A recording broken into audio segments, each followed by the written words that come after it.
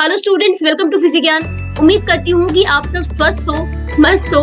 मैं हूँ श्वेतांकी और फिलहाल हम पढ़ रहे हैं chapter 9 ray optics and optical instrument, जिसमें 2 पार्ट ऑलरेडी कवर हो चुका है 2 सेपरेट वीडियोस में। पहले पार्ट में रिफ्रैक्शन ऑफ लाइट और उससे जुड़ी हुई सारी बातें starting from basics, apparent depth क्या है, total internal reflection, critical angle, then optical fibre की बात की थी हमने। उसके बाद कितने नेचुरल फिनोमेना होते हैं जो TIR पे बेस्ड होते हैं, then refraction at spherical surfaces और बहुत सारे प्रॉब्लम्स विद सॉल्यूशंस डिस्कस किया था बच्चों। सब कुछ सिंगल वीडियो में पार्ट 1 में आपको मिल जाएगा। सेकेंड पार्ट में refraction through lenses, everything about lenses starting from basics. हमने काफी सारे क्वेश्चंस भी डिस्कस किए थे, तो सारी लेंस की सारी कहानी सिंगल वीडियो में पार्ट 2 में आपको मिल जाएगा। और इस पर्टिकुलर वीडियो में यानी पार्ट 3 ऑफ दिस चैप्टर में हम पढ़ने वाले बच्चों इस ऑब्जेक्ट के बारे में इसे कहते हैं प्रिज्म। ठीक है, तो प्रिज्म में जब लाइट रे एंटर करती है तो कैसे डेविएट करती है, लाइट रे कैसे स्प्लिट करता है अपने कंपोनेंट कलर्स में, सारी कहानी आज की क्लास में करने वाले बच्चों। तो चलिए स्टार्ट करते हैं आज की क्लास। चलो, prism. A prism is a transparent optical medium enclosed by two inclined plane refracting surfaces। यानी प्रिज्म एक ऐसी ट्रांसपेरेंट ऑप्टिकल मीडियम होती है जो 2 inclined plane refracting surface से enclosed होता है। This is very important. यानी प्रिज्म के जो भी फिनोमेनाज हम पढ़ने वाले हैं, चाहे वो डेविएशन ऑफ लाइट हो गया, यानी प्रिज्म से जब कोई लाइट एंटर करती है तो वो डेविएट हो जाती है, जब फाइनली एमर्ज करती है तो अपने इंसिडेंट पाथ से वो डेविएट करती है। ठीक है, तो पहली फिनोमेना ये हुई। दूसरी फिनोमेना हुई कि जब व्हाइट लाइट किसी प्रिज्म से एंटर करती है तो वो अपने कंपोनेंट कलर्स में स्प्लिट कर जाता है, जिसे हम डिस्पर्सन बोलते हैं। तो दूसरी फिनोमेना हो गई डिस्पर्सन ऑफ व्हाइट लाइट। तो ये 2 फिनोमेना जिनके बारे में आज हम पढ़ने वाले हैं, ये हम तभी नोटिस कर सकते हैं बच्चों जब 2 सरफेस जो इन्वॉल्व होते हैं लाइट में, यानी एक सरफेस जिससे लाइट एंटर करती है और दूसरी सरफेस जिससे लाइट एमर्ज करती है, बाहर निकलती है, तो ये सरफेस आपस में इंक्लाइन होने चाहिए। क्लियर है? एक बार प्रिज्म की कंस्ट्रक्शन समझ लेते हैं बच्चों।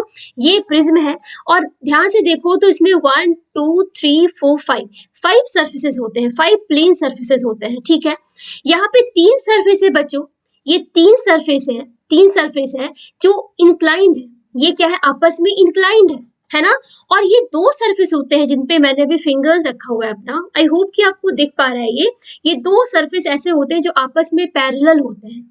ठीक है, अगर लाइट किसी इस सरफेस से अगर इंसिडेंट हो रही है, अगर इधर से इंसिडेंट मान लो होती है और फाइनली अपने पैरेलल वाले फेस से एमर्ज करती है बाहर, तो यहाँ पे ना डेविएशन की फिनोमेना देखने को मिलेगी, क्योंकि उस वक्त ये प्रिज्म कैसे एक्ट करेगा? एक स्लैब की तरह एक्ट करेगा। ठीक है, स्लैब में क्या होता है बेटा? डेविएशन नहीं होता है। क्या होता है? वहां पे शिफ्टिंग होती है लाइट रे की, है ना। तो यहाँ पे डेविएशन नहीं हो रहा होगा और यहाँ पे लाइट का डिस्पर्सन भी नहीं हो रहा। अगर व्हाइट लाइट एंटर करोगे तो व्हाइट लाइट अपने कंपोनेंट कलर्स में स्प्लिट नहीं करेगी। तो ये फेनोमेना इन 2 सरफेस पे देखने को हमें नहीं मिलने वाला। कब देख सकते हैं हम डेविएशन या डिस्पर्सन? जब लाइट किसी इस सरफेस पे एंटर करे और वो इस सरफेस से बाहर निकले। समझ आई? तो 2 इंक्लाइंड प्लेन का होना जरूरी है बच्चों। This is very important. भले ही कहने को इसको प्रिज्म कहते हैं, लेकिन प्रिज्म की सारी सरफेसेस हमें ये फेनोमेना डिस्पर्सन या डेविएशन वाली फेनोमेना नहीं देती। दूसरी इंपॉर्टेंट बात ये है बच्चों कि ये जो प्रिज्म है, मतलब ये अगर इसके टॉप व्यू देखो तो ये तुम्हें ट्रायंगल जैसा दिखेगा, है ना। तो जो 2 सरफेस तुम्हारी इन्वॉल्व होती हैं, लाइट जिन 2 सरफेस से इंटरेक्ट करता है एंटर करते वक्त और एमर्ज बाहर निकलते वक्त, इन 2 सरफेस के बीच की जो एंगल बनती है, इस एंगल को हम बोलते हैं एंगल ऑफ प्रिज्म। ओके, तो ये बात दिमाग में रखो। और चलो अभी हम देखते हैं डेविएशन, एंगल ऑफ डेविएशन हमें डिराइव करना है। तो उसके लिए मैंने यहाँ पे एक पिक्चर ली थी जिसमें वी कैन सी कि लाइट तुम्हारी लेफ्ट साइड से एंटर होती है, पहली रिफ्रैक्टिंग सरफेस से रिफ्रैक्ट होती है, बेंड करती है प्रिज्म के अंदर, उसके बाद फाइनली सेकेंड रिफ्रैक्टिंग सरफेस से रिफ्रैक्ट करते हुए बाहर इमर्ज आउट हो जाती है। तो हमने क्या करना है? पहले एक अच्छी सी डायग्राम ड्रॉ करना है, उसके बाद हम उस डायग्राम में ज्योमेट्री का यूज करते हुए एंगल ऑफ डेविएशन डिराइव करेंगे। तो मैं इसी पिक्चर का यूज करके बच्चों एक प्यारी सी सुंदर सी डायग्राम ड्रॉ करने वाली हूँ। सबसे पहले मेरी ये इंसिडेंट रे है, कुछ इस तरीके से पहली सरफेस पे इंसिडेंट होती है, देन फर्स्ट रिफ्रैक्टिंग सरफेस ये है, इससे रिफ्रैक्ट होती है पहली बारी, उसके बाद फाइनली सेकेंड सरफेस से रिफ्रैक्ट होते हुए ये बाहर इमर्ज कर जाती है, कुछ इस तरीके से। क्लियर है बच्चों? ठीक है, मैं क्या करती हूँ, दोनों सरफेस पे अब नॉर्मल ड्रॉ कर दूं। इस सरफेस पे नॉर्मल कुछ ऐसी बन जाएगी और इस सरफेस पे नॉर्मल कुछ ऐसी बन जाएगी। अभी क्लियरली बच्चों नहीं दिख रहा डायग्राम, बट मैं इस पिक्चर को हटाऊंगी ना, देखना बहुत सुंदर सा डायग्राम दिखेगा। ठीक है, और ये हो गई बच्चों मेरी एंगल ऑफ प्रिज्म। ये जो दो सरफेस जिसपे लाइट इंटरेक्ट करी जिन सरफेस के साथ, एंटर हो रही है और एमर्ज आउट हो रही है, तो इस सरफेस, इन दो सरफेस, इंक्लाइंड सरफेस के बीच के एंगल को हम क्या बोलते हैं, एंगल ऑफ प्रिज्म। ए से डिनोट कर रही हूँ। और क्या, एंगल ऑफ डेविएशन की बात कर ले बच्चों, एंगल ऑफ डेविएशन की बात कर ले। ठीक है, तो this is my angle of deviation, मतलब जो इमर्जेंट रे है वो इंसिडेंट रे के साथ कितना एंगल बनाती है, that is called angle of deviation. या सिंपल तरीके से समझो कि इंसिडेंट रे जितने एंगल से बेंड हो रही है फाइनली एमर्ज आउट होने के लिए, ठीक है, that is angle of deviation. तो यहाँ पे इस पिक्चर में दिखाने के लिए मैं क्या करती हूँ, इंसिडेंट रे को थोड़े आगे की तरफ एक्सटेंड करती हूँ और एमर्जेंट रे को पीछे की तरफ एक्सटेंड करती हूँ। ठीक है बच्चों, तो ये बन गई मेरी एंगल ऑफ डेविएशन, जिसको हम डेल्टा से डिनोट करते हैं। ठीक है, जिसे हम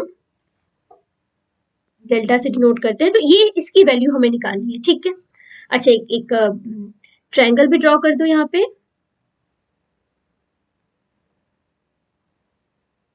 देखो ये बन गई मेरी ट्रायंगल।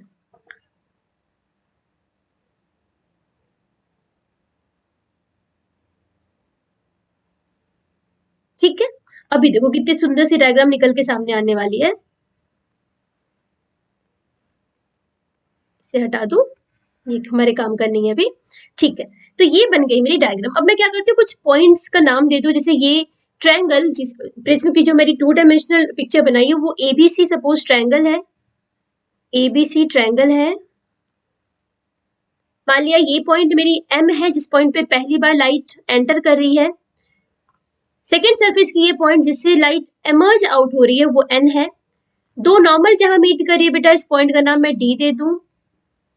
और कुछ रह गया क्या, अब एंगल की बात करते हैं। ठीक है, तो ये एंगल हो जाएगी बेटा मेरी एंगल ऑफ इंसिडेंस। भाई इंसिडेंट रे नॉर्मल के साथ जितनी एंगल बना रही है, उसके बाद पहली रिफ्रेक्टेड रे नॉर्मल के साथ जितनी एंगल बनाती है उसे बोलते हैं एंगल ऑफ रिफ्रैक्शन। तो दिस इज R1। ठीक है, ये क्या हो जाएगी बच्चों, this is what, this is emergent रे। तो एमर्जेंट रे नॉर्मल के साथ जितनी एंगल बनाएगी उसे हम बोलेंगे एंगल ऑफ एमर्जेंस, जिसको हम ई से डिनोट करेंगे। और सेकेंड रिफ्लेक्टिंग सरफेस पे एंगल ऑफ इंसिडेंस को बच्चों हम डिनोट करते हैं R2 से। कोई फर्क नहीं पड़ता बच्चों, क्योंकि सिमेट्री की वजह से हमने यहाँ पे R1 R2 लिया, otherwise R2 is what, R2 is angle of incidence on second reflecting surface. क्या बात है ये समझ में। अब देखो बच्चों यहाँ पे पहले तो लिख लो सारी वैल्यूज लिख लो। What is a, angle of prism, okay, I and R1, angle of incidence and angle of refraction on first refracting surface. Clear? Then R2 and E, these are angle of incidence and angle of refraction at second surface. In fact बच्चों E को हम angle of emergence भी कहते हैं। ठीक है, angle of emergence. Clear? और क्या, ए angle of delta, delta is what, angle of deviation, it is angle of deviation. Clear? ठीक है बच्चों, आ जाओ अब थोड़ी ज्योमेट्री की यूज करते हुए हम एंगल ऑफ डेविएशन डिराइव करते हैं। तो सबसे पहले बच्चों हम इस क्वाड्रिलेटरल की बात करते हैं, क्वाड्रिलेटरल AMDN, क्वाड्रिलेटरल AMDN, इस क्वाड्रिलेटरल की बात करते हैं। देखो in quadrilateral AMDN, can we write that this angle A plus angle angle MDN plus, अब देखो बच्चों यहाँ पे ये तो नॉर्मल है ना भाई, ये तो नॉर्मल है ना बच्चों, तो ये तो नॉर्मल है, तो 90 डिग्री का एंगल बना रही है, ये तो 90 डिग्री का एंगल बना रही है, ये तो 90 डिग्री का एंगल बना रही है ना बच्चों। तो इस क्वाड्रिलेटरल में दो एंगल 90 डिग्री ऑलरेडी है ना, तो हमें पता है कि क्वाड्रिलेटरल के सारे एंगल का जो सम होता है वो क्या होता है 360 होता है। तो मुझे बताओ क्या ये दो ऑपोजिट एंगल का सम भाई ए का और इस एंगल का सम क्या 180 होगा, बिकॉज दो एंगल ऑलरेडी 180 बना रहे हैं। क्लियर है, तो हमें क्या पता है कि the sum of all angles should be equal to what 360। तो क्या कह सकते हैं हम, this angle plus this angle equals what 180 degree. Clear बच्चों, ठीक है, कोई दिक्कत। अब आ जाओ बच्चों इस ट्रायंगल पे, अब इस ट्रायंगल पे आ जाओ, ये वाले ट्रायंगल MDN, ये वाले ट्रायंगल, ये वाले ट्रायंगल, ये triangle, in triangle MDN we know triangle में क्या होता है, सारे इंटीरियर एंगल का सम होता है 180 डिग्री।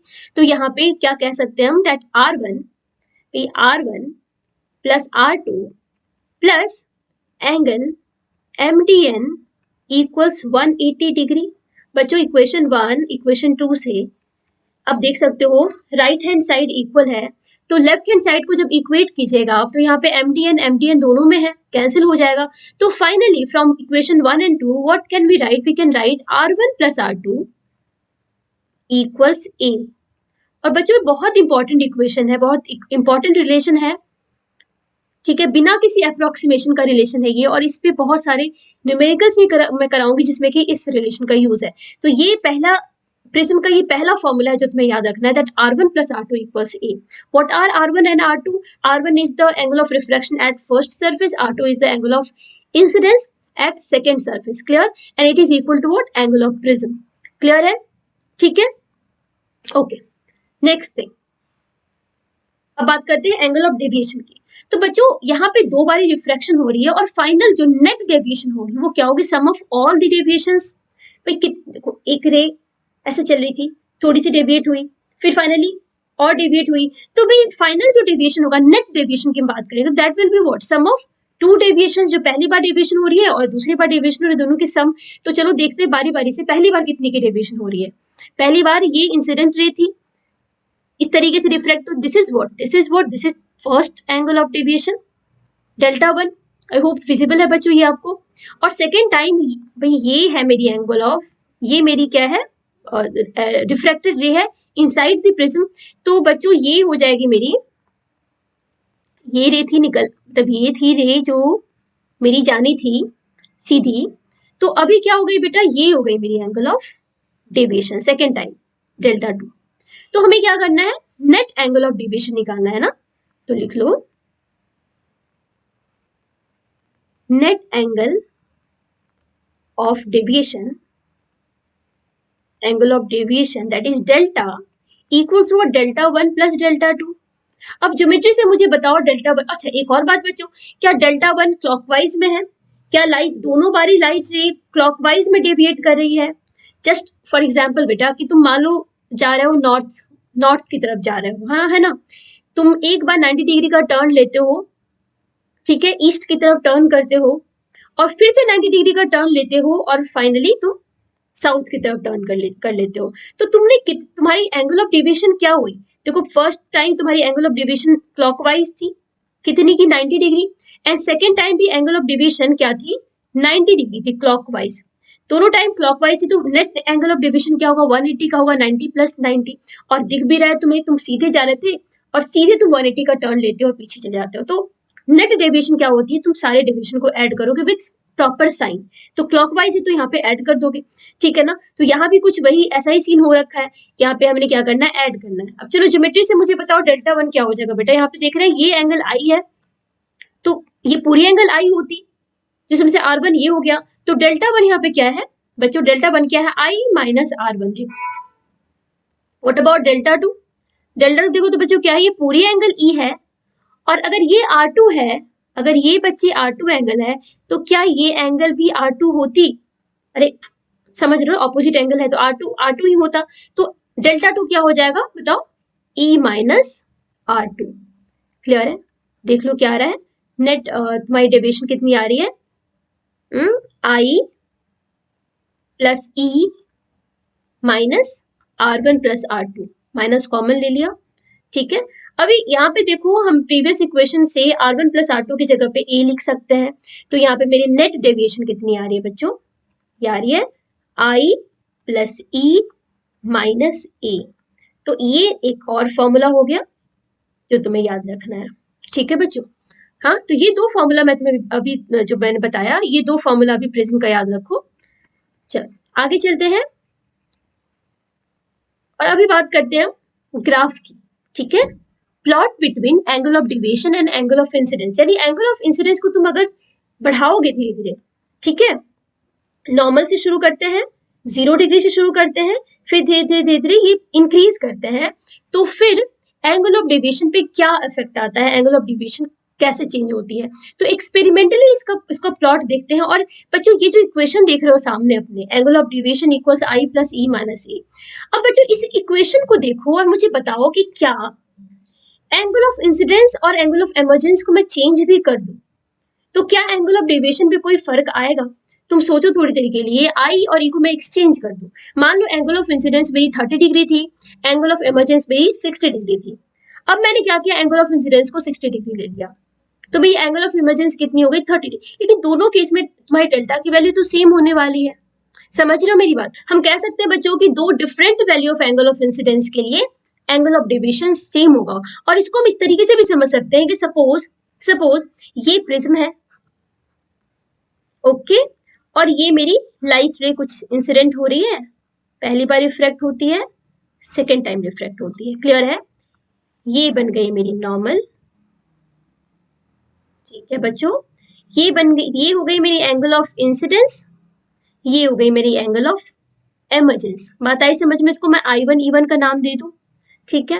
अब सोचो इस केस के लिए कुछ एंगल ऑफ डेविएशन रहा होगा, इस केस के लिए भाई कुछ एंगल ऑफ डेविएशन रहा होगा ना बच्चों। ये एंगल ऑफ डेविएशन है, ठीक है। अब तुम सोचो, तुमने अगर इमर्जेंट रे के पाथ में एक मिरर रख दिया, नॉर्मली तुमने कैसे मिरर रखा बच्चों, ऐसे मिरर रखा कि ये इमर्जेंट रे इस मिरर पे एंगल ऑफ इंसिडेंस 0 डिग्री की बनाए, तो 0 डिग्री एंगल ऑफ इंसिडेंस के लिए एंगल ऑफ रिफ्लेक्शन भी 0 होगा। तो क्या ये रे अपनी पाथ को रिट्रेस कर लेगी, भाई प्रिंसिपल ऑफ रिवर्सिबिलिटी से ये हमें पता है कि अगर किसी मिरर को रखे किसी रे के पाथ में परपेंडिकुलर, तो क्या वो अपनी पाथ को रिट्रेस कर लेगी। अब क्या समझ सकते हो कि जो पहले एंगल ऑफ इमर्जेंस था अब वो एंगल ऑफ इंसिडेंस बन गया बच्चों। हाँ, क्या E1 अभी इसको मैं I2 से डिनोट करूं, क्या पहले की एंगल ऑफ इमर्जेंस क्या अब की एंगल ऑफ इंसिडेंस बन गई, एंड पहले की एंगल ऑफ इंसिडेंस क्या अब की एंगल ऑफ इमर्जेंस बन गई बच्चों।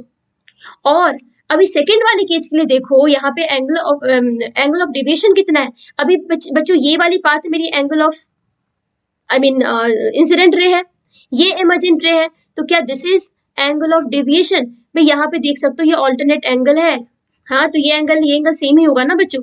तो इस जगह पे कैन वी से कि इस डायग्राम से भी तुम्हें समझ में आ रहा है बच्चों कि दो different value of angle of incidence के लिए, I1 के लिए I2 के लिए एंगल ऑफ डेविएशन सेम है।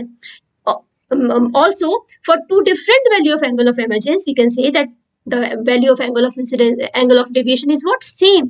तो यहाँ पे जब आप ग्राफ अगर प्लॉट करोगे between angle of deviation and angle of incidence, angle of incidence को आप 0 डिग्री से धीरे धीरे इंक्रीज करके, तो आप देखोगे कि for two different value of angle of incidence angle of deviation क्या होती है, सेम होती है बच्चों। और ये ग्राफ देखो, एक्सपेरिमेंटली ये ग्राफ तुम्हारे मैंने बुक से NCERT से लिया है। यहाँ पे देख सकते हो, अगर मैं किसी पॉइंट पे मान लो ये 50 डिग्री पे मैं एंगल ऑफ डेविएशन 50 डिग्री पे मैं अगर एक लाइन ड्रॉ करके देखूं, तो मुझे 2 पॉइंट मिल रही है एक्स एक्सिस पे, यानी 2 पॉइंट मिल रही है मुझे एंगल ऑफ इंसिडेंस की। 2 different value of angle of incidence के लिए same value of angle of deviation मिलती है। और यहाँ पे अगर मैं इसे नाम दे दूं I1 का बच्चों, इसे नाम दे दूं I1 का, तो कैन वी से कि दिस इज I2। इस डायग्राम से can we say same deviation के लिए I1 I2 क्या दो different value of angle of incidence है। एक और बात, I1 है ये and I1 is equal to E2, I1 is equal to E2, क्या ये मेरी सेकेंड वाले डायग्राम के लिए जब लाइट रे तुम्हारी इधर से इंसिडेंट कर रही है, तो यहाँ पे E2 is what, angle of emergence, जो कि मेरी पहली एंगल ऑफ इंसिडेंस के इक्वल था। And similarly this I2 is equal to what? E1. Clear है बच्चों? तो from plot itself we can see that for two different value of angle of incidence you can have same value of angle of deviation except for one point. जिस point पे angle of deviation minimum होता है बच्चों, जिस point पे angle of deviation minimum होता है, उस point पे angle of incidence angle of emergence के equal हो जाता है. वहां पे सिंगल वैल्यू होती है एंगल ऑफ इंसिडेंस की, जिसके लिए एंगल ऑफ डिविएशन क्या होता है? मिनिमम होता है बेटा. क्या इतनी बात समझ आई आपको? ठीक है ना? आगे बढ़े. और इस प्लॉट में बच्चों इस प्लॉट में बस तुम्हें इस प्लॉट का नेचर समझना है, सिर्फ इसका नेचर समझना है. किस पॉइंट पे तुम्हारी एंगल ऑफ डिविएशन मिनिमम होती है ये समझना है, when angle of incidence angle of emergence के इक्वल हो जाता है. और तुम्हें इस प्लॉट का नेचर, मतलब ये प्लॉट ना देखो तो यहाँ पे सिमेट्री नहीं है प्लॉट में, इस प्लॉट में सिमेट्री नहीं है बेटा.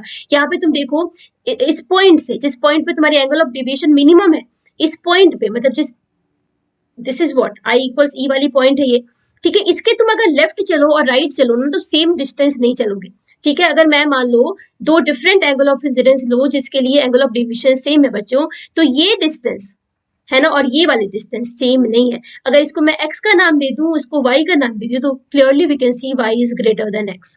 ठीक है, तो ग्राफ में कोई सिमेट्री नहीं है, इस बात का ध्यान देना. ये ग्राफ का नेचर बच्चों कुछ ऐसा होता है, कुछ ऐसा नेचर होता है ग्राफ का. ठीक है, क्लियर है? बस आपको इतनी सी बात आपको समझनी है. चलिए आगे देखते हैं बेटा. मिनिमम डेविएशन का फॉर्मूला डिराइव करेंगे हम. मिनिमम डेविएशन बेसिकली अभी हम क्या करने वाले हैं, प्रिज्म की रिफ्रैक्टिव इंडेक्स का फॉर्मूला डिराइव करेंगे.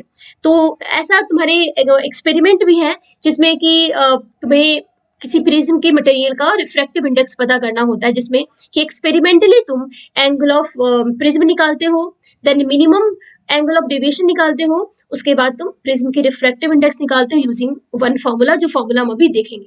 ठीक है, सबसे पहले देखते हैं बेटा मिनिमम डेविएशन किसे बोलते हैं.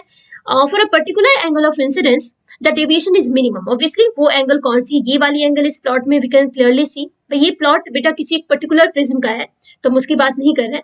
ठीक है, at minimum deviation the refracted ray within the prism becomes parallel to base. ठीक है, तो ये बात आप ध्यान में रखना कि मिनिमम डेविएशन पे क्या क्या चीजें होती है. एक तो एंगल ऑफ इंसिडेंस तुम्हारी एंगल ऑफ इमर्जेंस के इक्वल हो जाता है, और दूसरी बात कि प्रिज्म के अंदर क्या होता है कि जो रिफ्रैक्टेड रे होती है, जो फर्स्ट रिफ्रैक्टेड रे होती है, वो प्रिज्म के बेस के पैरेलल हो जाती है. तो यहां से वी कैन से कि R1 इक्वल्स R2 हो जाता है.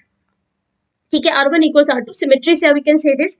तो बच्चों यहां से जो हमने प्रीवियस स्लाइड पे फॉर्मूला डिराइव किया था R1 plus R2 equals A, तो यहां से हम just say R1 equals R2 equals R. ठीक है, तो यहां से क्या लिख सकते हैं हम, R1 plus R2 that is 2R equals A बच्चों. और यहां से we can write R equals what, A by 2. इसे इक्वेशन 1 का नाम दे दो फॉर दिस स्लाइड. ठीक है, उसके बाद दूसरा इक्वेशन हमने क्या डिराइव किया था, that this delta equals what, I plus E minus A. ठीक है, I plus E minus A. तो we can write, minimum deviation की बात कर रहे हैं ना, तो delta min equals I plus E minus A, that is equal to what, I E क्या इक्वल है बच्चों, तो यहां से मैं लिख सकती हूँ 2I minus A. That implies, यहां से बच्चों I की वैल्यू को निकालो, I इक्वल्स क्या हो जाएगा, delta minimum plus A by 2. तो इसे इक्वेशन 2 का नाम दे दो. ठीक है, अब इस ट्रायंगल के, ये जो ट्रायंगल है मेरी प्रिज्म, बेसिकली इसकी फर्स्ट रिफ्रैक्टिंग सरफेस पे स्नेल्स लॉ लगा दो. मान लेते हैं प्रिज्म की रिफ्रैक्टिव इंडेक्स है NP. सपोज प्रिज्म की रिफ्रैक्टिव इंडेक्स NP है एंड सराउंडिंग की रिफ्रैक्टिव इंडेक्स 1 मान लेते हैं. ठीक है, तो यहाँ पे जब आप स्नेल्स लॉ लगाओगे बच्चों, व्हाट इज दिस I, ये क्या है बच्चों, R1 R2 R के इक्वल है. ठीक है, तो यहां से स्नेल्स लॉ क्या लिख सकते हैं, sine I equals NP into sine R लिख सकते हैं क्या. यहां से NP इक्वल्स क्या हो जाएगा बच्चों, sine I upon sine R. अब क्या करो, इक्वेशन 1 इक्वेशन 2 से I और R की वैल्यू रख दो यहाँ पे, तो NP हो जाएगा NP इक्वल्स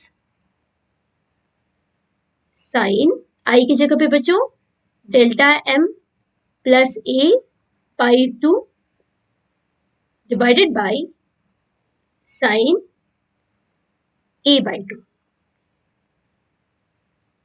ए बाई 2। ठीक है, तो ये तुम्हारी थर्ड इक्वेशन है जो तुम्हें याद रखना है। थर्ड रिलेशन है प्रिज्म का जो तुम्हें ध्यान रखना है। पहली ये वाली R1 plus R2 should be equal to A, दूसरी ये वाली, और तीसरी प्रिज्म की रिफ्रैक्टिव इंडेक्स। प्रिज्म की रिफ्रैक्टिव इंडेक्स कुछ इतनी होती है, ये भी याद रखना है तुम्हें। ठीक है, तो यहाँ पे देख सकते हो बच्चों, अगर हमको एंगल ऑफ प्रिज्म पता है, यानी ए की वैल्यू पता चल गई, मिनिमम एंगल ऑफ डिविजन पता चल गया, ठीक है, तो हम इजीली प्रिज्म की रिफ्रैक्टिव इंडेक्स निकाल सकते हैं बच्चों। ठीक है, तो लैब में आप एक्सपेरिमेंटली डेल्टा एम ए की वैल्यू निकालते हो, वहां से क्या करते हो, इस फॉर्मूले में वैल्यू पुट करके तो प्रिज्म के मटेरियल की रिफ्रैक्टिव इंडेक्स निकाल सकते हो। ठीक है बच्चों, अब देखो थिन प्रिज्म के लिए एंगल ऑफ डिविएशन क्या होता है देख लेते हैं बच्चों, जल्दी से लिख लो। फॉर थिन प्रिज्म, देखो थिन प्रिज्म कब होती है, जब angle of prism less than equal to 10 degree होता है। ठीक है, जब ये एंगल ऑफ प्रिज्म है वो 10 डिग्री से छोटा हो तो उसे हम बोलेंगे थिन प्रिज्म। थिन प्रिज्म में क्या होता है बच्चों, ये एक तो एंगल ऑफ प्रिज्म छोटी होती है, साथ में जो एंगल ऑफ डेविएशन होता है ना, it is also very small, it is also very small, very small.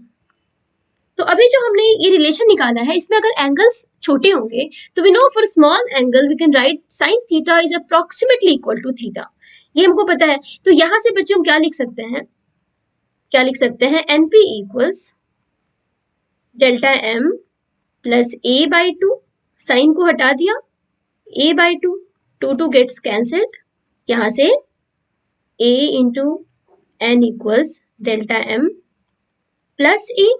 और बच्चों इस जगह से मिनिमम डेविएशन है, इसे हम क्या लिख सकते हैं, ए को ले लो कॉमन, एनपी माइनस 1। तो देखो थिन प्रिज्म के लिए एंगल ऑफ डेविएशन का ये फॉर्मूला है हमारे पास। ठीक है, तो ये एक फोर्थ रिलेशन है प्रिज्म का जो आपको याद रखना है। ठीक है बच्चों, ठीक है, so this is all about deviation. ठीक है, अब हम बात करेंगे बच्चों डिस्पर्सन की। ठीक है, dispersion of light through prism. अब ये समझने के लिए बच्चों सबसे पहले ये वीडियो देखो। यहाँ पे सनलाइट के प्रेजेंस में मैंने प्रिज्म लिया है, और सनलाइट जब प्रिज्म से पास करती है, सनलाइट क्या है, व्हाइट लाइट, क्या होता है, व्हाइट लाइट को ये प्रिज्म इनके कंपोनेंट्स कलर में स्प्लिट कर देती है। देखो यहाँ इस फिनोमिनन को बोलते हैं बच्चों डिस्पर्सन, और ये जो पैटर्न दिख रही है आपको, इसे बोलेंगे स्पेक्ट्रम। समझ आई बात? The phenomenon of splitting of light into its component colors is known as dispersion and the pattern of color components of light is called spectrum of light. आई बात समझ? तो यहाँ पे इस 2 डायमेंशनल डायग्राम से भी तुम समझ सकते हो कि जब व्हाइट लाइट एक प्रिज्म से पास करती है, क्या होता है, इनके कंपोनेंट कलर्स में इसको स्प्लिट कर देती हैं, और फाइनली जब ये एमर्ज आउट होती है बाहर की तरफ, तो ये कलर्स कंपोनेंट क्या होते हैं, अलग अलग होते हैं बच्चों, है ना। और इनको हम देख सकते हैं, अगर हम प्रिज्म के सामने कोई स्क्रीन लगाएंगे तो स्क्रीन पे हमको पैटर्न साफ साफ विजिबल होगा। क्लियर है? तो इस पैटर्न को हम बोलते हैं, कलर पैटर्न को बोलते हैं स्पेक्ट्रम का नाम देते हैं, इस फेनोमेनन को क्या बोलते हैं, डिस्पर्सन। अब बताती है कि what is the cause behind this splitting of colours. तो बच्चों ये जो डिस्पर्सन होता है ना, ये इसलिए होता है क्योंकि refractive index of medium for different wavelength is different. Interesting ना बच्चों, अभी तक हमें क्या पता था कि किसी भी मीडियम की रिफ्रैक्टिव इंडेक्स तो फिक्स होती है ना, लेकिन this is not true for every material. कुछ मटेरियल की रिफ्रैक्टिव इंडेक्स वेवलेंथ पे डिपेंड करती है, जिस वेवलेंथ की लाइट उससे एंटर कर रही होती है। ठीक है, और ये रिलेशन हमें दिया था कॉची ने, कॉची रिलेशन के नाम से एक फॉर्मूला होता है, वो देख लेते हैं क्या है। From Cauchy's formula या relation,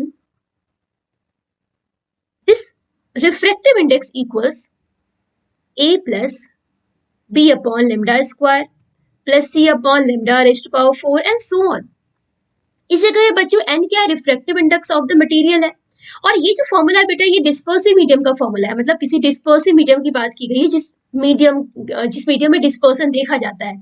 तो यहाँ पे ए बी सी क्या है, these are constant for given material, मतलब ए बी सी भी मटेरियल पे डिपेंड करता है, ठीक है। तो इस वजह से डिफरेंट मटेरियल डिफरेंट तरीके से बिहेव कर सकता है ना। यहाँ पे एन क्या है, उस मटेरियल की रिफ्रैक्टिव इंडेक्स, और लेमडा क्या है, वेवलेंथ है। तो यहाँ पे आप देख सकते हो बच्चों की अगर मेरी रिफ्रैक्टिव इंडेक्स या कह सकते हो लेमडा, अगर लेमडा इंक्रीज करेगा, इफ लेमडा इंक्रीजेस, क्या होगा, रिफ्रैक्टिव इंडेक्स डिक्रीज करेगा बच्चों, ठीक है। आप इतनी सी बात याद रखो कि लेमडा के बढ़ने से रिफ्रैक्टिव इंडेक्स घटेगा। ये कॉचीज रिलेशन याद नहीं भी करोगे तो चलेगा, आप ये ध्यान में रखो। अगर इतनी सी बात आपको पता चल जाएगी तो आप बाकी की चीजें निकाल सकते हो, लाइक एंगल ऑफ डेविएशन वगैरह सब बता दूंगी मैं तुम्हें। देखो कैसे, तुम्हें विबग्योर पता है, ठीक है, तुम्हें पता है कि विबग्योर में हम ये जो कलर्स है एक सीक्वेंस में, इसमें हमें पता है किस ऑर्डर में लिखते हैं बच्चों। यहाँ पे अगर वॉयलेट से रेड की तरफ बढ़े इस डायरेक्शन में, हमें क्या पता है कि लेमडा क्या होती है बेटा, डिक्रीज इंक्रीज कर रही होती है। लेमडा क्या हो रही है, इंक्रीज कर रही है इसमें, है ना। अगर लेमडा इंक्रीज कर रही है बच्चों तो क्या हो रहा है बताओ, मेरी रिफ्रैक्टिव इंडेक्स डिक्रीज कर रही होगी, पक्का से, ठीक है। रिफ्रैक्टिव इंडेक्स अगर डिक्रीज कर रही होगी तो एंगल ऑफ डेविएशन भी डिक्रीज करेगा।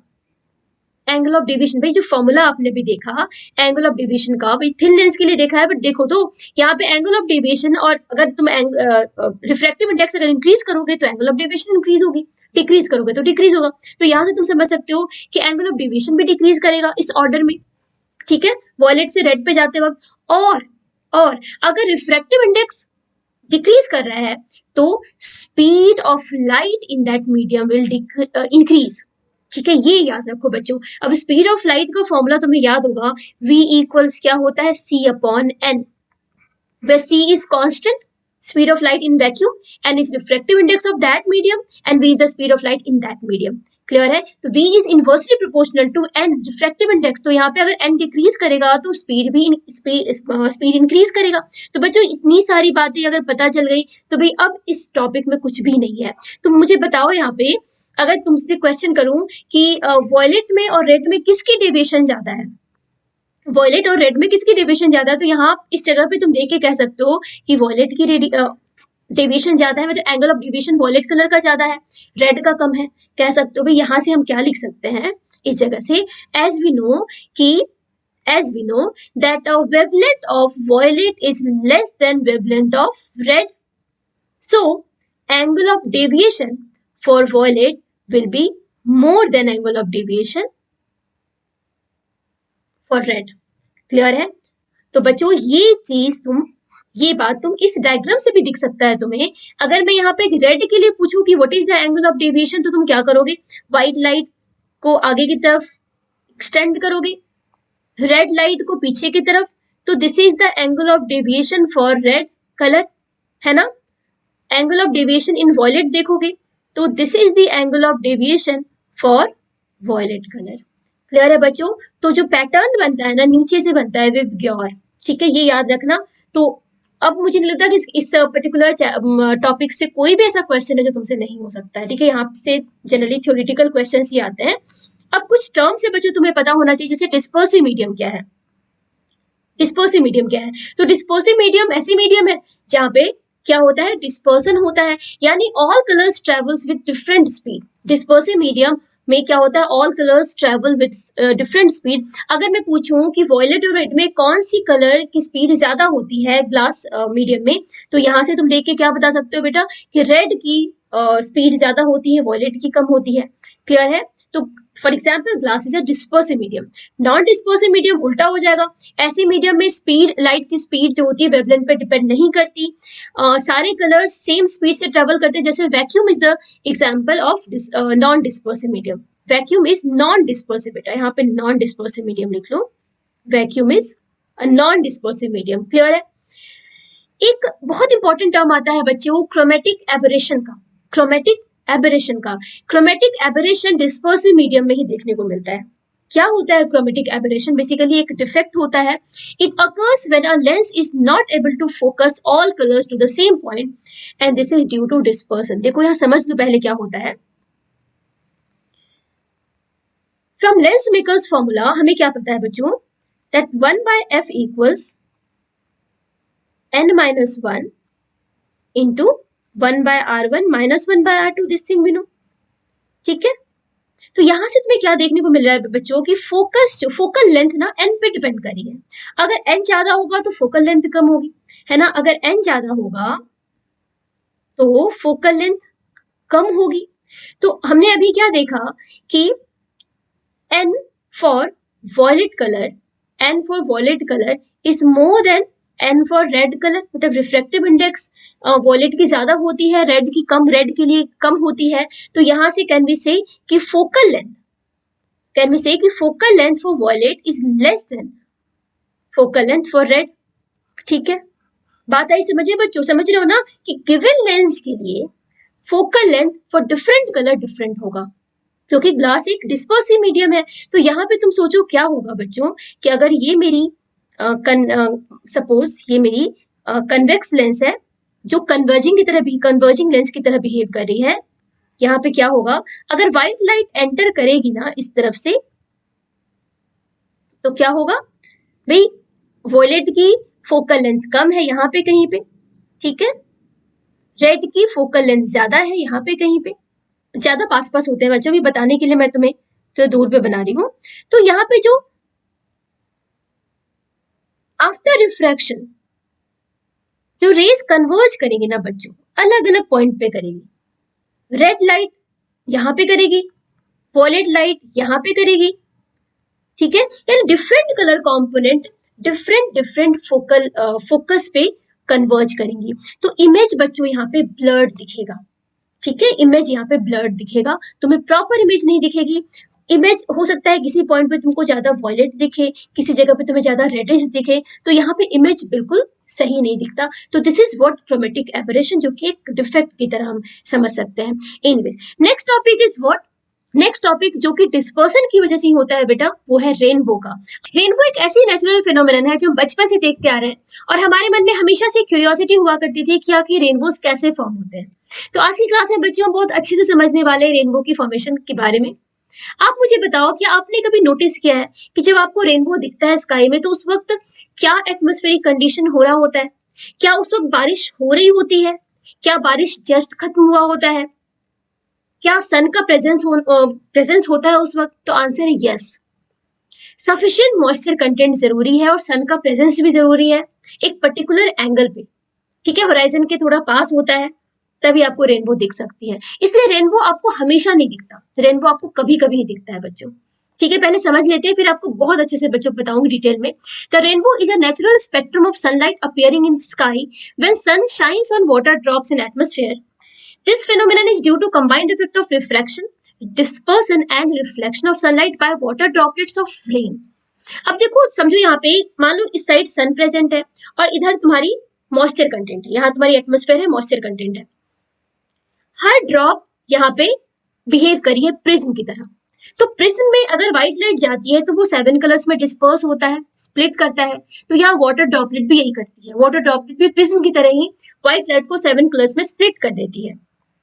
अब एक पर्टिकुलर एंगल पे अगर सन होता है तो वाटर ड्रॉपलेट के अंदर टोटल इंटरनल रिफ्लेक्शन होता है, यानी ये जो हमारे 7 कलर्स हैं ये अंदर ही अंदर इंटरनली रिफ्लेक्ट हो जाती है। तो जब व्हाइट लाइट एंटर करता है ड्रॉप के अंदर, ये 7 कलर्स में स्प्लिट करके उसी साइड से निकलती है, उसी डायरेक्शन में निकलती है, आई मीन नॉट डायरेक्शन, उसी साइड निकलती है जिस साइड से ये एंटर करता है, तभी आपके आंखों तक ये पहुंचता है, ठीक है। अभी अच्छे से समझेंगे बच्चों। पहले हम देख लेते हैं what are the conditions for rainbow. तो अभी मैंने तुम्हें बताया कि there must be sun near the horizon and sufficient moisture content in the atmosphere, ठीक है। The sun must be behind the observer, हाँ, हमारी बैक सन की तरफ होनी चाहिए, और ये हमने, मुझे लगता है आपने नोटिस किया होगा अब तक कि सन के ऑपोजिट रेनबो बनता है ना। अब फॉर्मेशन की बात करते हैं बच्चों। तो रेनबो, हमें 2 टाइप का रेनबो पढ़ना है, primary rainbow and secondary rainbow. तो जनरली जो हमें जो रेनबो दिखता है ना बच्चों, वो प्राइमरी रेनबो होता है। सेकेंडरी रेनबो प्राइमरी रेनबो के ऊपर बनता है और ये काफी फेंट होता है, तो हमें सेकेंडरी रेनबो नहीं के बराबर दिखता है क्योंकि इसकी इंटेंसिटी काफी कम होती है, ठीक है। अभी समझ लेते हैं कि what is the reason behind the formation of primary and secondary rainbow. और बच्चों रेनबो की फॉर्मेशन को हम 2 स्टेप में समझेंगे। पहले तुम समझेंगे कलर्स क्यों हमें दिखते हैं रेनबो के, और साथ ही साथ सीक्वेंस की क्या वजह, मतलब रेड और वॉयलेट का टॉप पे या बॉटम में होना, इसकी क्या वजह है, और सेकंड स्टेप में समझेंगे कि what's the reason behind the shape of the rainbow, मतलब रेनबो की जो बो शेप होती है वो हमें क्यों दिखती है। ठीक है, तो पहले हम बात करते हैं साइंस बिहाइंड द रेनबो, यानी हमें बात करनी है कलर्स की। तो बच्चों यहाँ पे मैंने एक एग्जाम्पल लिया है, एक ड्रॉप लिया है बच्चों। ठीक है, इस ड्रॉप से सनलाइट एंटर कर रही है इस पॉइंट से, और बिकॉज ये प्रिज्म की तरह बिहेव करेगा, वी नो कि वॉयलेट कलर की डेविएशन ज्यादा होती है, तो वॉयलेट कलर नीचे होगा, रेड कलर ऊपर होगा। यहाँ पे मैंने क्या किया, दो एक्सट्रीम कलर सिर्फ दिखाए हैं आपको, बाकी ये कलर्स इन दो कलर्स के बीच में होंगे बच्चों। ठीक है, अब यहाँ पे पहली बार रिफ्रैक्शन हो रहा है, डिस्पर्सन हो रहा है, फिर जब ये इंटरनली इस पॉइंट पे इम्पिंज करती है ना इस सरफेस की, अगर ये एंगल तुम्हारा एंगल ऑफ क्रिटिकल एंगल से ज्यादा होगा, एंगल ऑफ इंसिडेंस, तो यहाँ पे टीआईआर की फिनोमेना होगी, और ये कंडीशन मैंने टीआईआर का कंडीशन दिया है। क्लियर है बच्चों? तो यहाँ पे मैंने नॉर्मल भी ड्रॉ करके आपको दिखाया ताकि आपको समझ आए कि रेड लाइट नीचे की तरफ से निकल रही होती है और वॉयलेट ऊपर की तरफ से निकल रही होती है। समझ रहे हो बच्चों? क्योंकि angle of incidence angle of reflection के इक्वल होगा। क्लियर है? तो वॉयलेट ऊपर, रेड नीचे फॉर अ सिंगल ड्रॉप। अब एक मन में बात आती है कि मैम फिर रेड कलर ऊपर क्यों दिखता है? देखो, प्राइमरी रेनबो में क्या इंपॉर्टेंट बात तुम्हें याद रखनी है कि ये तो पहली बात 3 स्टेप प्रोसेस है। ठीक है, पहले रिफ्रैक्शन होता है, फिर रिफ्लेक्शन होता है, फिर रिफ्रैक्शन होता है। ठीक है, रेड कलर इसमें टॉप पे होता है, वॉयलेट कलर बॉटम में होता है। तो ऐसा क्यों होता है ये अब हम समझेंगे। क्लियर है बच्चों? एक और बात प्राइमरी रेनबो की आपको समझने की है कि सनलाइट और वॉयलेट कलर में जो एंगल बनता है ना बच्चों, सनलाइट में और वॉयलेट कलर में जो एंगल बनता है, पहले कॉपी कर लूं मैं। ठीक है, सनलाइट की डायरेक्शन में और वॉयलेट कलर में एंगल बनता है 40 डिग्री का, और रेड और सनलाइट की डायरेक्शन में जो एंगल बनता है वो बनता है 42 डिग्री का। ठीक है बच्चों, क्लियर है? अब मैं दूसरी ड्रॉप से तुम्हें समझाऊंगी कि क्यों हमें रेड कलर ऊपर टॉप पे दिखता है और वॉयलेट कलर नीचे दिखता है in case of primary rainbow, जो रेनबो हमें इन जनरल दिखता है। तो मैंने ये 2 ड्रॉप लिया है बच्चों। मुझे बताओ, रेनबो की फॉर्मेशन एक ड्रॉप से तो होती नहीं है ना, बहुत सारे ड्रॉप इन्वॉल्व होते हैं, तो मैंने 2 ड्रॉप का एग्जाम्पल लिया है। और यहाँ पे कहीं तुम्हारी इस जगह पे कहीं मैं तुम्हारी आई की लेवल है। ठीक है, ये तुम्हारी आंख बना दी मैंने इस जगह पे। ठीक है बच्चों, अब मुझे बताओ कि अगर तुम्हें रेनबो देखना है, मतलब तुम्हारे आई लेवल तो फिक्स है ना, तुम्हारे आई लेवल फिक्स है। ठीक है, इस जगह पे मुझे बताइए, अगर मैं अर्थ की सरफेस से अगर मैं एंगल देखूं बच्चों, अगर यहां से मैं एंगल देखूं, तो क्या तुम्हें क्लियरली दिख रहा है कि वॉयलेट कलर कम एंगल बना रही है, रेड कलर ज्यादा एंगल बना रही है? यानी अगर तुम रेनबो देख रहे हो, जस्ट इमेजिन तुम रेनबो अगर देख रहे हो बच्चों, अगर रेड कलर ज्यादा एंगल बना रही है, वॉयलेट कलर कम एंगल बना रही है, तुम्हें कौन सी कलर ऊपर दिखेगी? क्या रेड कलर ऊपर दिखेगा? तुम्हारी आंखों से रेड कलर ज्यादा एंगल बना रही है तो रेड कलर ऊपर दिखेगा ना बच्चों। हमें जो रेनबो दिखती है ना, वो सिंगल ड्रॉप से थोड़ी ज्यादा दिखती है बच्चों, डिफरेंट ड्रॉप से डिफरेंट कलर्स आती हैं। सिंगल एक कलर ही तुम्हारा डिफरेंट ड्रॉप से आता है, बहुत सारे ड्रॉप्स मिलकर रेनबो की फॉर्मेशन करते हैं। ठीक है बच्चों, तो यहाँ पे रेड कलर ऊपर दिखता है। फिर इस पर्टिकुलर एग्जांपल में समझो कि पहले ड्रॉप से तुम्हें रेड कलर दिखती है और सेकंड ड्रॉप से तुम्हें वॉयलेट कलर दिखती है। और ये जो पहले ड्रॉप की वॉयलेट कलर है ये तुम्हारी आंखों के ऊपर से निकल जाता है, और सेकंड ड्रॉप की जो रेड कलर निकल रही है वो तुम्हारी आंखों के नीचे से निकल जाता है। तो ये 2 कलर तुम्हें दिखेंगे ही नहीं। ठीक है, तो और जो बाकी के कलर है इन रेड और वॉयलेट के बीच में दिखेंगे। तो ये समझ में आया कि why red colour on top and violet colour on bottom. क्या प्राइमरी रेनबो समझ आया बच्चों तुम्हें? ठीक है, तो ये एंगल याद रखना 40 और 42 डिग्री के बीच में बनता है। नेक्स्ट तुम्हारा है सेकेंडरी रेनबो। बच्चों ये 4 स्टेप प्रोसेस है, इसमें रिफ्रैक्शन होता है पहले, फिर रिफ्लेक्शन होता है, फिर रिफ्लेक्शन होता है, फिर रिफ्रैक्शन होता है, 2 बार टीआईआर होता है यहाँ पे। ठीक है, और यहाँ पे कलर के जो ऑर्डर होते हैं वो रिवर्स फॉर्म में होते हैं, यानी हमें नीचे में बॉटम में रेड दिखता है और टॉप पे वॉयलेट कलर दिखता है, और ये फेंटर होता है देन प्राइमरी रेनबो। फेंट होने की वजह बच्चों क्या है, इंटेंसिटी इसकी कम क्यों होती है? क्योंकि लाइट रे ड्रॉप के अंदर 2 बार टीआईआर करता है, तो 2 बार रिफ्लेक्शन होने की वजह से लाइट जो तुम्हारी आंखों तक आती है वो काफी फेंट होती है, इस वजह से कई बार हमको सेकेंडरी रेनबो नहीं दिखता। समझ आ रही है बच्चों बात? अब यहाँ पे समझो बच्चों, आई होप कि ये चीजें तुम्हें समझ आ रही हो कि लाइट रे एंटर करता है, यहाँ से स्प्लिटिंग होती है कलर की, फिर यहाँ पे मैंने नॉर्मल भी बना के दिखाया ताकि तुम्हें कंफ्यूजन ना हो कि क्यों इस तरह से इस तरीके से रेड और वॉयलेट क्यों बेंड कर रहा है। ठीक है, फाइनली इस तरीके से आती है किसी सिंगल ड्रॉप से रेड कलर ऊपर वॉयलेट कलर नीचे, सिमिलर तरीके से बच्चों अगर मैं दूसरा ड्रॉप का एग्जाम्पल यहाँ पे लूं, दूसरे ड्रॉप का एग्जाम्पल लूं और यहाँ पे कहीं इस जगह से कहीं तुम देख रहे हो इस रेनबो को, इस जगह से देख रहे हो बच्चों, ठीक है, तो तुम्हें क्लियरली दिख रहा है क्योंकि यहाँ पे इस जगह पे क्या होता है ना बच्चों की रेड कलर जो है ना वो बनाती है 50 डिग्री का एंगल, ठीक है, और वॉयलेट कलर बनाती है 53 डिग्री का एंगल। ओके, तो अर्थ सरफेस से अगर तुम देखो कंपेयर करो तो रेड कलर कम एंगल बनाएगी और वॉयलेट कलर ज्यादा एंगल बनाएगी। तो जिस कलर की वजह से एंगल ज्यादा बन रही है आंखों पे वो ऊपर रहेगी, समझ रहे हो बात को? तो यहाँ पे वॉयलेट कलर टॉप पे रहेगा, रेड कलर नीचे रहेगा और बाकी के कलर्स इनके बीच में रहेंगे। क्लियर है? तो पहले ड्रॉप से जो रेड कलर निकल रही है वो तुम्हारी आंखों के ऊपर से निकल जाएगी और सेकंड ड्रॉप से जो वॉयलेट कलर निकल रही है वो तुम्हारी आंखों के नीचे से निकल जाएगी। क्या तुम्हें ये समझ में आएगी मतलब रीजन क्या है भाई टॉप रेड का और वॉयलेट का टॉप या बॉटम पे होने का रीजन समझ में आया बच्चों? तो ये तो कलर की बात थी। अब बात आती है कि शेप बो की तरह क्यों दिखता है। क्लियर है बच्चों? शेप की बात कर लेते हैं। चल, ये बात मैंने बताई तुम्हें कि प्राइमरी रेनबो जो है 40 डिग्री 42 डिग्री के बीच में बनता है, रेड कलर टॉप पे होता है, वॉयलेट कलर बॉटम में होता है। ये मेन चीज तुम्हें याद रखनी है। सेकेंडरी रेनबो में 50 डिग्री 53 डिग्री के बीच में रेनबो बनता है। कलर ऑर्डर का रिवर्स होता है, यानी रेड कलर यहाँ पे बॉटम में रहता है और वॉयलेट कलर टॉप पे रहता है। क्लियर है? ठीक है। अब बच्चों समझो, तुम इमेजिनेशन की बहुत जरूरत है। सन अगर स्काई में है तो क्या सन से आने वाली सारी रेज में पैरेलल मान सकती हूँ? अगर कोई सिंगल ड्रॉप का मैंने एग्जांपल समझाया कि सिंगल ड्रॉप अगर स्पेक्ट्रम बना सकती है तो क्या सारी ड्रॉप, जितनी भी ड्रॉप प्रेजेंट एटमॉस्फेयर में, क्या सारी ड्रॉप स्पेक्ट्रम बना रही होंगी? क्या सारी ड्रॉप पे सनलाइट सेम एंगल से इंसिडेंट हो रहा होगा बच्चों? बिकॉज सन तो काफी दूर पे है ना, तो रेज को हम पैरेलल मान सकते हैं। एंगल तो सबके फिक्स है, वो एंगल तो चेंज नहीं हो रही। 40 degree 42 degree and then secondary में 50 एंड 53 डिग्री, ये तो फिक्स है ना, ये तो चेंज नहीं हो रही। तुम जहां पे खड़े हो बच्चों, अब क्वेश्चन आता है कि तुम्हारे आंखों पर कौन सी रे आ रही है, तुम्हारी आंखों पर किन ड्रॉप्स की वजह से रेज आ रही है।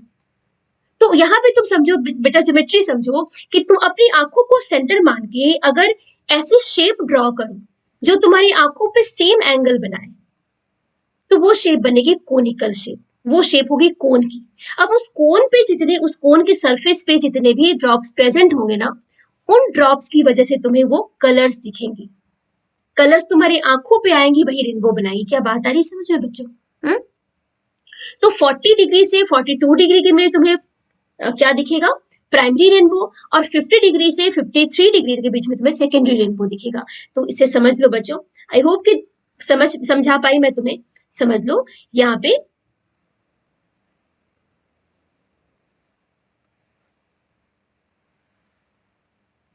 इस जगह पे तुम्हें क्या दिखेगा बच्चों? प्राइमरी रेनबो, रेड ऊपर वॉयलेट नीचे, और यहां तुम्हें दिखने वाला है सेकेंडरी रेनबो। एंगल की बात करूं तो ये एंगल होगा बच्चों, ये एंगल होगा 40 डिग्री का, ये एंगल बन जाएगा 42 डिग्री, ये एंगल हो जाएगा 50 डिग्री का, और ये एंगल हो जाएगा 53 डिग्री का। क्या बात आई समझ में बच्चों? एक और इम्पोर्टेंट बात बच्चों, रेनबो एक्चुअली कोनिकल शेप की होती है, बट अर्थ सरफेस से हमें इस कोन का सिर्फ अपर हाफ पार्ट दिखता है। बेसिकली कोन के हाफ पार्ट की प्रोजेक्शन दिखती है जो सेमी सर्कुलर फॉर्म की होती है, या कह सकते हैं बो शेप की होती है। वजह क्या है? इस कोन के लोअर हाफ पार्ट को अर्थ ब्लॉक कर देता है। इस बात को आप ऐसे समझ सकते हो कि अगर हमारी पोजीशन अर्थ सरफेस ना होके स्काई होती, यानी फॉर एग्जाम्पल अगर हम एरोप्लेन पे बैठे हैं तो वहां हमें सर्कुलर रेनबो दिख सकती है, और बच्चों एक्चुअली वो बो शेप की नहीं होगी। इस पिक्चर में देखो, ये प्राइमरी रेनबो है, ये है सेकेंडरी रेनबो। तो क्लियरली आप देख सकते हो कि सेकेंडरी रेनबो फेंटर है in comparison to the primary rainbow. तो आप में से कितने बच्चों ने दोनों रेनबो साथ में देखा है, मुझे बताना। चलिए अब कुछ क्वेश्चन देख लेते हैं बच्चों इस पर्टिकुलर टॉपिक पे। फर्स्ट क्वेश्चन है, a triangular prism of refractive angle 60 degree. अब देखो बच्चों, रिफ्रैक्टिव एंगल प्रिज्म का वही होता है जो एंगल ऑफ प्रिज्म होता है। तो यहाँ पे बेसिकली ए गिवन है, तो रिफ्रैक्टिव एंगल बच्चों समझ जाना, एंगल ऑफ प्रिज्म है 60 डिग्री गिवन है, is made of a transparent material of refractive index 2/√3। तो प्रिज्म की रिफ्रैक्टिव इंडेक्स दे रखी है 2/√3 की।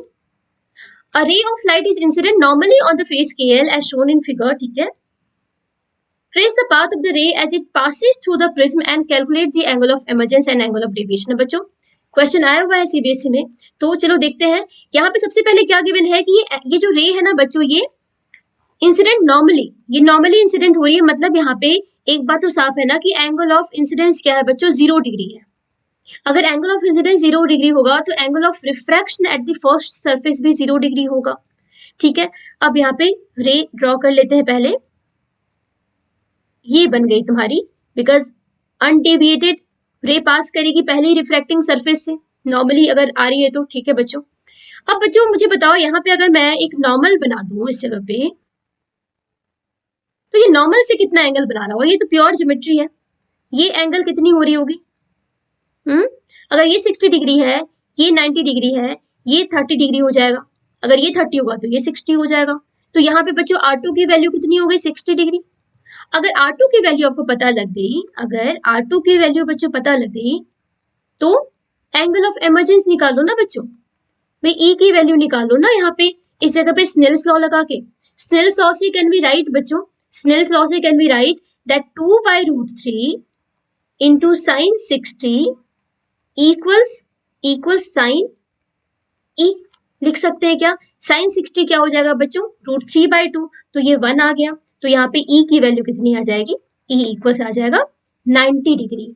यानी जो एमर्जेंट रे होगी ना, वो अपने सरफेस को ग्रेज करते हुए बाहर निकलेगी, तो ये 90 डिग्री पे बाहर निकल रही है। तो एंगल ऑफ एमर्जेंस कितना आ गया बच्चों, 90 डिग्री। नेक्स्ट है एंगल ऑफ डेविएशन। अब बच्चों डेविएशन का फॉर्मूला हमने अभी भी पढ़ा, क्या पढ़ा कि angle of deviation equals what, I plus E minus angle of prism या refractive angle of prism. Clear है। तो यहाँ पे सारी वैल्यूज पुट करो, I की वैल्यू 0, E की वैल्यू निकाली हमने 90 और A की वैल्यू दे रखी है 60 डिग्री। तो यहाँ पे एंगल ऑफ डिविएशन कितना आ रहा है बच्चों, 30 डिग्री का आ रहा है। क्या बात आई समझ में, ठीक है ना। चलो नेक्स्ट क्वेश्चन देखते हैं। A beam of light consisting of red, green, blue colour is incident on right angle prism. यहाँ पे 3 कलर की बीम ऑफ लाइट है जो कि नॉर्मली इंसिडेंट हो रही है, और the refractive index of the material of prism for the above colours are given. तो यहाँ पे रेड के लिए गिवन है बच्चों 1.39, ठीक है। ग्रीन के लिए गिवन है 1.44 एंड ब्लू के लिए 1.47 रेस्पेक्टिवली। तो हमें बताना है कि the prism will not separate the 3 colours at all, separate the red colour part from the green and blue. अब मुझे बताओ ये सेपरेशन अगर हो रहा होगा तो क्यों हो रहा होगा, तुम सोचो। PIR भी हो सकता है, रिफ्रैक्शन भी हो सकता है, कुछ भी हो सकता है। तो पहले देख लेते हैं बच्चों कि यहाँ क्या हो रहा होगा इस जगह पे। क्या एक बात आपको समझ आ रही है कि बिकॉज नॉर्मली इंसिडेंट हो रहा है, तो ये आफ्टर पहली बार जो रिफ्रैक्ट करेगा तो ये नॉर्मली ही रिफ्रैक्ट करेगा, कोई बेंडिंग नहीं होगी लाइट की। क्या ये बात समझ आ रही है, ठीक है। तो बच्चों यहाँ सेकेंड सरफेस पे जो एंगल ऑफ इंसिडेंस होगा तीनों के लिए क्या होगा बताओ, तीनों के लिए, तीनों कलर के लिए जो एंगल ऑफ इंसिडेंस होगा सेकेंड सरफेस पे बच्चों वो क्या होगा। From geometry can we say कि ये 45 डिग्री ही होगा तीनों के लिए एंगल ऑफ इंसिडेंस बेटा क्या होगा, 45 डिग्री, ठीक है। तो पहले तो ये चेक करो ना कि इस प्रिज्म के लिए क्रिटिकल एंगल TIR का क्या कंडीशन है। तो देखते हैं फॉर TIR बच्चों we know that angle of incidence should be greater than critical angle, clear है। तो we can write sin I should be greater than sin C, is given as sin I is given as sin 45 degree, ठीक है। तीनों के लिए 45 degree है। And sin C क्या होता है बच्चों, 1/n होता है, 1/n, ठीक है। तो यहां से sin 45 क्या हो गया, 1/√2 should be greater than 1/n। तो यहां से we can write this n should be greater than √2, that is n should be greater than 1.414, ठीक है। अगर रिफ्रैक्टिव इंडेक्स की वैल्यू 1.414 से ज्यादा होगी तभी TIR की फिनोमेना होगी। बात आई समझ में। तो यहाँ पे बच्चों इस केस में तुम देख सकते हो कि इन दोनों का TIR होगा, ब्लू और ग्रीन कलर का TIR होगा और रेड कलर रिफ्रैक्ट कर जाएगी, क्लियर है? ठीक कह रही हूँ ना बच्चों? ठीक है, तो मुझे बताओ TIR होगा तो क्या होगा? अगर TIR होगा तो क्या होगा बच्चों? TIR का मतलब ये हुआ ना कि इंटरनली अगर रिफ्लेक्ट करेगा तो ये सेम एंगल से रिफ्लेक्ट करेगा भाई 45 डिग्री से।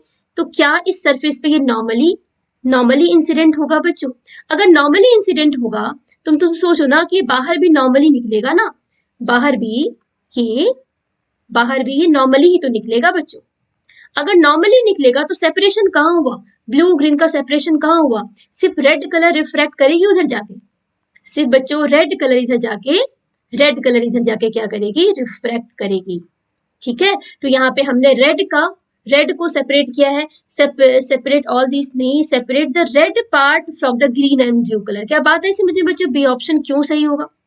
बी ऑप्शन क्यों सही होगा? क्या बात आई समझ में? नेक्स्ट क्वेश्चन देखते हैं। Out of blue and red light which is deviated more by a prism, give reason. बता दो बच्चों, ये तो बता दो यार, ब्लू रेड में कौन सी डेविएट होती है ज्यादा? वॉयलेट कलर, ब्लू कलर ज्यादा डेविएट होती है ना बच्चों, नहीं क्या?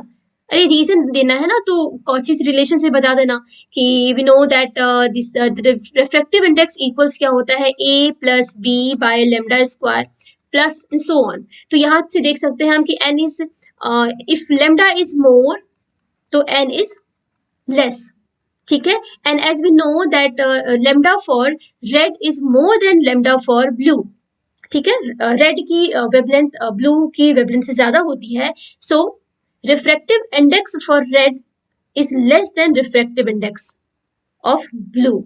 तो जिसकी रिफ्रैक्टिव इंडेक्स बच्चों कम होगी उसकी एंगल ऑफ डेविएशन कम होगी, एंगल ऑफ डेविएशन कम होगी ऑब्वियसली। तो यहाँ पे रेड की डेविएशन कम होगी, तो out of blue and red light which is deviated more, तो आपकी वॉयलेट ब्लू ज्यादा डेविएट होगी। क्या बात आई समझे बच्चों? नेक्स्ट क्वेश्चन देखते हैं। A ray of light passes through an equilateral glass prism says that angle of incidence is equal to angle of emergence. ठीक है, इक्विलैटरल ग्लास प्रिज्म का मतलब क्या हो गया बच्चों? ए कितनी गिवन है? 60 डिग्री गिवन है। क्लियर है? Angle of incidence angle of emergence के इक्वल है भाई, ये तो मिनिमम डेविएशन वाला केस हो गया। And each of this angles is equal to 3/4 of angle of prism. भाई सब कुछ दे ही रखा है, अब क्या इसमें बचा है? 3/4 ऑफ एंगल ऑफ प्रिज्म, यानी आई या ई की वैल्यू कितनी हो गई? 45 डिग्री हो गई।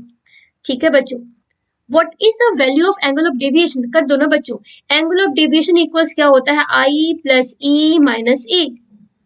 I plus E minus A means what? 90 degree minus 60 degree, that is 30 degree. Answer क्या है? 30 डिग्री। देखो एक सिंपल सा फॉर्मूला और थोड़ा सा कॉन्सेप्ट है जो तुम्हें आना चाहिए प्रिज्म के क्वेश्चन करने के लिए। नेक्स्ट क्वेश्चन है, a ray of light passing from air through an equilateral glass prism undergoes minimum deviation when the angle of incidence is 3/4 of angle of prism. देखो यहाँ पे इक्विलैटरल ट्रायंगल के बाद जब भी दे रहा है समझ जाना angle of prism is given 60 degree. और क्या गिवन है? मिनिमम डेविएशन है। और क्या गिवन है? एंगल ऑफ इंसिडेंस कितनी है बच्चों? 3/4 of angle of prism, that is कितनी हो गई? 45 डिग्री फिर से। ठीक है, calculate the speed of light in the prism. अब समझो यहाँ पे क्या क्या गिवन है।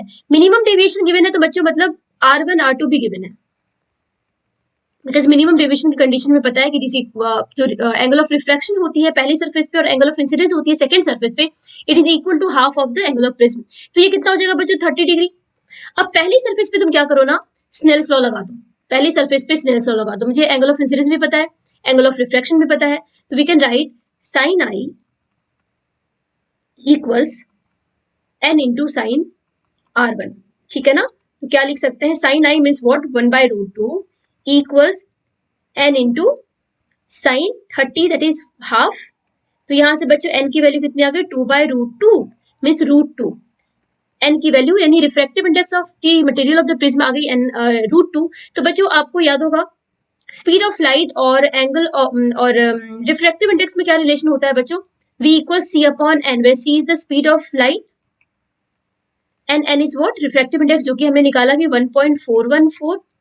ठीक है, इसे अगर निकालोगे तो ये लगभग आएगा 2.1 इंटू 10⁸ मीटर पर सेकेंड। होपफुली तुम्हें समझ आ गया हो बच्चों।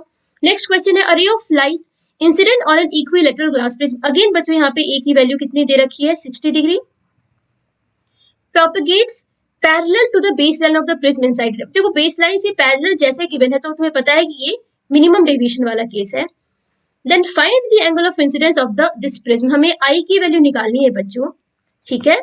अगर ये मिनिमम डेविएशन का केस है तो कैन बी से कि R1 equals R2 equals 30 degree हो जाएगा, बिकॉज हाफ ऑफ ए बच्चों तो 30 डिग्री हो गया। Given refractive index of the material, अब एन की वैल्यू भी दे रखी है √3। अब देखो अगर रिफ्रैक्टिव इंडेक्स गिवन है, तुम्हें एक एंगल ऑफ रिफ्रैक्शन पता है, तो तुम्हें आई की वैल्यू स्नेल्स लॉ से निकल जाएगी। तो पहली सरफेस पे अगर मैं इस सरफेस पे angle of refraction R1, angle of incidence I, तो इस जगह पे अगर स्नेल्स लॉ लगाओ तो क्या लिख सकती हो बच्चों, साइन I इक्वल्स क्या हो जाएगा n√3 into sine R1 that is a/2 that is 30 degree. तो यहाँ से बच्चों साइन 30 क्या आ गया, ये √3/2, तो I की वैल्यू कितनी आ रही है, 60 डिग्री। इजी था ना बच्चों, तो ऐसे क्वेश्चन ही आ रहे हैं। नेक्स्ट क्वेश्चन है, a ray of light incident on face of an equilateral glass prism shows minimum deviation of 30 degree. इस क्वेश्चन है बच्चों, फिर से इक्विलैटरल ट्रायंगल है तो प्रिज्म है तो ए की वैल्यू 60 डिग्री हो गई, and given that the minimum deviation is equal to what, 30 degree, ठीक है ना। तो हमें बताना है speed of light. Speed of light बताने के लिए हमें पहले तो refractive index of the material निकालना होगा, एन की वैल्यू निकालनी होगी बच्चों। तो यहाँ पे एक काम कर सकते हो आप, बिकॉज मिनिमम डेविएशन का केस दिया है ना, तो मिनिमम डेविएशन का फॉर्मूला हम जानते हैं, it is equal to what, 2i minus a। तो यहाँ से बच्चों i की वैल्यू निकल जाएगी, कितनी आ जाएगी, delta m plus a/2, delta m plus a/2 that is 45 degree. और मिनिमम डेविएशन में भी नो कि R1 इक्वल्स R2 इक्वल्स क्या होता है बेटा, a/2, तो ये आ जाएगी 30 डिग्री, ठीक है। अब I R1 एक बार आ गया तो स्नेल्स लॉ लगा के पहली सरफेस पे आप क्या करो, n की वैल्यू निकालो। तो साइन 45 इक्वल्स क्या हो जाएगा, n इंटू साइन 30। तो साइन 30 हाफ हो गया, साइन 45 1/√2, 2/√2 दैट इज अगेन √2। तो n की वैल्यू कितनी आ रही है बच्चों, √2 आ रही है। n की वैल्यू √2 आई तो v की वैल्यू कितनी आ जाएगी, c/√2। तो ये लगभग आती है, अभी निकाला थोड़ी देर पहले, 2.1 इंटू 10⁸ मीटर पर सेकेंड। ये एक तरीका है बच्चों। दूसरा तरीका ये भी हो सकता था कि बिकॉज यहाँ पे एंगल ऑफ प्रिज्म गिवन है और मिनिमम डेविएशन गिवन है, तो हमारे पास तो डायरेक्ट फॉर्मूला है ना बच्चों, अरे प्रिज्म की रिफ्रैक्टिव इंडेक्स निकालने का, तो डायरेक्ट फॉर्मूला है हमारे पास, n इक्वल्स क्या होता है, sine a plus delta m/2 upon sine a/2, है ना। तो वैल्यूज यहाँ पे रखें और n की वैल्यू यहाँ से भी तुम्हारी √2 ही आनी चाहिए। एक बार वेरीफाई कर लेना बच्चों इसे, ठीक है ना। और एक बार n की वैल्यू आ गई तो v निकल जाएगी। तो v की वैल्यू कितनी आ रही है बच्चों, 2.1 इंटू 10⁸। सेकंड क्वेश्चन है find the angle of incidence. Second question है find the angle of incidence so that the emergent ray grazes along the face. मतलब क्या है कि एक प्रिज्म है मेरे पास, लाइट रे एंटर करती है और फाइनली जब एमर्ज करती है तो ये ग्रेस करते हुए सरफेस को निकल जाती है। मतलब यहाँ पे हमें बताना है ये एंगल कितनी होगी कि जो एंगल ऑफ एमर्जेंस होगा that is equal to 90 degree, ठीक है बच्चों। तो इसके लिए काम करो ना बच्चों, सेकेंड सरफेस पे स्नेल्स लॉ लगा दो, क्योंकि अभी हमें प्रिज्म की रिफ्रैक्टिव इंडेक्स पता लग गई है, ठीक है। तो सेकेंड सरफेस पे जब आप लगाओगे स्नेल्स लॉ तो यहाँ से हमें क्या पता चल जाएगी, R2 की वैल्यू पता लग जाएगी, ठीक है ना। तो आप लिखो साइन R2 इक्वल्स क्या आ जाएगा बच्चों, sine R2 I mean n into sine R2 that is √2 into sine R2 equals sine 90 that is 1। बच्चों यहाँ से R2 की वैल्यू कितनी आ रही है, sine R2 equals 1/√2 that is R2 equals what, 45 degree. R2 45 आ गया। अब हमारे पास एक और फॉर्मूला क्या है ना कि R1 plus R2 equals A होता है। तो यहाँ से बच्चों R1 की वैल्यू निकल जाएगी। देखो बैक से चल रहे हैं, हमें एंगल ऑफ इमर्जेंस पता था, हमने उस सरफेस की R2 पहले निकाल ली। अब R2 का पता लग गया तो we no R2 plus R1 A होता है, तो यहाँ से हम R1 की वैल्यू निकालेंगे। तो फर्स्ट सरफेस की अब एंगल ऑफ रिफ्रैक्शन पता लगी हमें, A minus R2 that is A क्या गिवन है 60 माइनस 45 15 डिग्री आ गया। अब बच्चों R1 की वैल्यू एक बार आ गई ना, तो फर्स्ट सरफेस पे ना फिर से स्नेल्स लॉ लगा लो। वी नो कि साइन I इक्वल्स क्या हो जाएगा, n क्या निकाला हमने, √2 इंटू साइन 15, है ना। तो बस अब जो भी आ रही है वैल्यू, I क्या हो जाएगा यहाँ से, साइन इनवर्स ऑफ √2 साइन 15, यही आंसर है बच्चों, ठीक है। आई होप कि सारे क्वेश्चंस उनके सॉल्यूशंस आपको समझ आ गए होंगे, प्रिज्म का कॉन्सेप्ट समझ में आ गया होगा। बहुत सिंपल बच्चों क्वेश्चंस आते हैं इस पे। तो ठीक है, चलिए मिलते हैं अगली क्लास में अगले टॉपिक के साथ, ऑप्टिकल इंस्ट्रूमेंट्स के साथ। तब तक खुश रहो, हंसते रहो, पढ़ते रहो बच्चों। All the best, thank you.